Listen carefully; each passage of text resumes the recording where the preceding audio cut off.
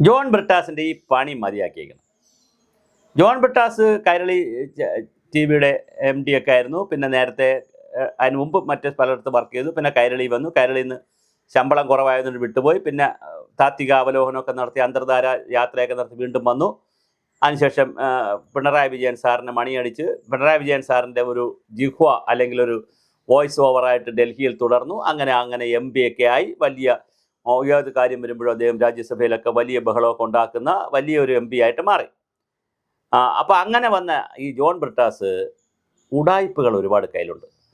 ഇപ്പോൾ ഏറ്റവും അവസാനമായി ജോൺ ബ്രിട്ടാസിനെ കുറിച്ച് വന്നിരിക്കുന്നൊരു ഉടായ്പ്, ധർമ്മേന്ദ്ര പ്രധാൻ എന്ന് പറയുന്ന കേന്ദ്ര വിദ്യാഭ്യാസ മന്ത്രി രാജ്യസഭയിൽ പറഞ്ഞിരിക്കുന്നു, ജോൺ ബ്രിട്ടാസിനോടൊപ്പം കേരള വിദ്യാഭ്യാസ മന്ത്രി ശിവൻകുട്ടി വന്ന് നേരിട്ട് ചർച്ച ചെയ്ത് പരസ്പരം ധാരണയുണ്ടാക്കിയാണ് PM ശ്രീയിൽ ഒപ്പിട്ടത്. അതിന് പാലമായി നിന്നത്, ഇടയ്ക്ക് നിന്നത്, അതിന് ടൈം എടുത്ത് കൊടുത്തതും കൂടെ വന്നതും എല്ലാം ജോൺ ബ്രിട്ടാസാണ്. എന്നിട്ടിത് ജോൺ ബ്രിട്ടാസ് ഒന്നും അറിഞ്ഞില്ലേ രാമനാരായണ എന്ന് പറഞ്ഞ് നേരത്തെ ഫെഡറൽ സിസ്റ്റത്തെക്കുറിച്ചൊക്കെ വലിയ തള്ളിക്കളഞ്ഞു. ഇന്ത്യയുടെ ഫെഡറൽ സിസ്റ്റമാണ്, അതിനകത്ത് സ്റ്റേറ്റിന് വന്നു, കൺകറൻ്റ് ലിസ്റ്റാണ്, ആനയാണ്, ചക്കാണ്, കൊക്കാണെന്നൊക്കെ പറഞ്ഞ് വലിയ ബഹളം കാണിച്ചു. എന്നിട്ട് ഈ ബ്രിട്ടാസ് എന്ത് ചെയ്തെന്ന് പറഞ്ഞാൽ, ഇത് ഈ ഒരു എഗ്രിമെൻ്റ് വന്നതിന് ശേഷം കേരളത്തിലൊരു ആഭ്യന്തര കലാപം ഉണ്ടായത് കൊണ്ടാണ്, പാർട്ടിക്കകത്തുള്ള ആഭ്യന്തര പ്രശ്നത്തിലാണ് PM ശ്രീ ഇപ്പോൾ ഇങ്ങനെ നിൽക്കുന്നത്, അതിലെന്തോ പ്രശ്നം ഉണ്ടെന്നറിയുന്നത്, ഞങ്ങൾക്കിതൊന്നും അറിയില്ലേ എന്നാണ് ധർമ്മേന്ദ്ര പ്രധാൻ പറയുന്നത്. അപ്പോൾ ആ സമയത്ത് തന്നെ ഇവിടെ LDF-ൽ എന്ത് നടക്കുന്നു? സമരം നടക്കുന്നു, PM ശ്രീ ഒപ്പിടരുതെന്ന്. രാജ്യവ്യാപകമായി പിന്നെ നാഷണൽ എഡ്യൂക്കേഷൻ പോളിസിക്കെതിരെ സമരം നടക്കുന്നു. ഇവിടെ ശാസ്ത്ര സാഹിത്യ പരിഷത്ത് സെമിനാർ നടത്തുന്നു, പുരോഗമന കലാസാഹിത്യ സംഘം പ്രകടനം നടത്തുന്നു, AKP-CTI, AKG-CTI, ഇവിടെ സകല സഹാക്കളും DYFI എല്ലാവരും പ്രകടനങ്ങൾ, സെമിനാറുകൾ, ചർച്ചകൾ, എഴുത്ത്, ഡിസ്കഷൻസ്, ഇവിടെ വേണ്ട ജഗപ്പൊക്കെ നാട് മുഴുക്കെ ചർച്ച, എന്നിപ്പോൾ വേണ്ടാന്ന്. ആ സമയത്താണ് അവിടെ പോയി അന്തർധാര ഉണ്ടാക്കിയത്. ആരുമായിട്ട്? ധർമ്മേന്ദ്ര പ്രധാനുമായിട്ട് ശിവൻകുട്ടി നേരിട്ട്, കേരള വിദ്യാഭ്യാസ മന്ത്രി നേരിട്ട് പോയി ചർച്ച ചെയ്തു.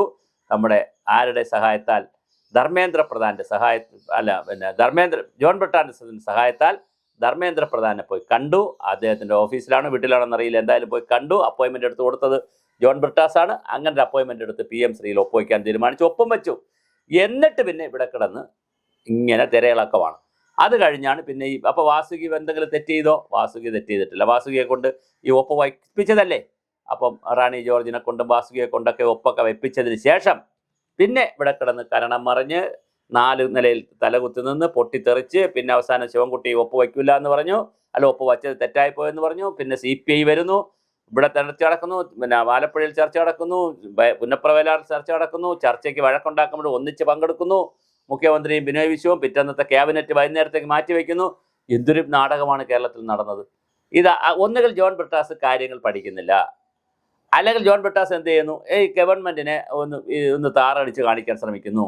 അല്ലെങ്കിൽ ജോൺ ബ്രിട്ടാസിൻ്റെ പണി എന്താ? എന്തോ ഒരു എന്താണ്, വേറെ ഒരു പക്വതയില്ലാത്ത ഒരു തീരുമാനം, അല്ലെങ്കിൽ അദ്ദേഹത്തിന് ഇതിനെക്കുറിച്ച് അറിയില്ല, എന്താണെന്നറിയില്ല, ഒരു കാര്യങ്ങൾ പഠിക്കാതെ എന്താണെന്ന് മനസ്സിലാക്കാതെ ഉള്ളൊരു എടുത്തുചാട്ടത്തിലേക്ക് പോയത് കൊണ്ട് സംഭവിച്ചത്, ധർമ്മേന്ദ്ര പ്രധാൻ പച്ചയ്ക്ക് രാജ്യസഭയുടെ ഡോക്യുമെൻറ്റിൽ കിടക്കുന്ന രീതിയിൽ പറഞ്ഞു കഴിഞ്ഞു. ഈ പ്രസ്താവന രാജ്യസഭയുടെ രേഖകൾ കാണും. അപ്പോൾ ജോൺ ബ്രിട്ടാസാണ് ഇടനിലക്കാരൻ, ജോൺ ബ്രിട്ടാസാണ് ശിവൻകുട്ടിയെ കൊണ്ടുപോയി പരിചയപ്പെടുത്തിയതും ധർമ്മേന്ദ്ര പ്രധാൻ എന്ന് സമയമെടുത്തതും. അതുകൊണ്ട് എല്ലാറ്റിനും സാക്ഷി യഹോവ സാക്ഷി എന്നൊക്കെ പറഞ്ഞതുപോലെ എല്ലാറ്റിനും സാക്ഷി നമ്മുടെ ജോൺ ബ്രിട്ടാസാണ് എന്നുള്ളതാണ് ഏറ്റവും അവസാനമായി വന്നുകൊണ്ടിരിക്കുന്ന കരക്കമ്പി.